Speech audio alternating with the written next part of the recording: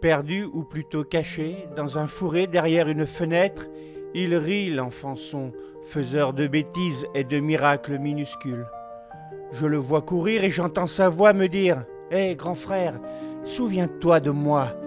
Du fond du temps révolu, il fredonne sa rengaine. « Garde courage, vieux bonhomme, miroir froissé de moi-même, tiens, je t'offre un peu de mon énergie, à toi qui pâtis des nuits hivernales. Générosité de moi à moi, on n'est jamais aussi bien servi que par soi. » Écoute-le, il vit, il rit, plein d'insouciance, et pourtant, il avait ses tourments, ses yeux tristes en faisaient l'aveu. Belle-mère acariâtre qui se servait de lui comme d'un minuscule punching ball. Mais lorsque les vents mauvais cédaient enfin, quand venait l'accalmie, il rassemblait ses bouts de planche, ses soldats de plastique, et se racontait des histoires où la violence n'avait pas droit de citer. Assis au milieu du salon, sans bruit, pour ne pas réveiller la furie, maudite gorgone, au regard pétrifiant.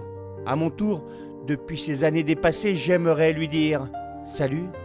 Tu sais, Mini-moi, un jour viendra où tu franchiras la porte de tous les enfers, dévaleras l'escalier de l'espoir et t'engouffreras dans la voiture du bonheur, celle d'une mère aimante. Malgré mes rides profondes, permets-moi de t'offrir en héritage la patience. Alors, nous voilà tous deux, main dans la main, lui me donnant ce qu'il a de plus précieux, moi lui prêtant une tranche de ciel bleu, un demain dont il n'imagine même pas l'horizon.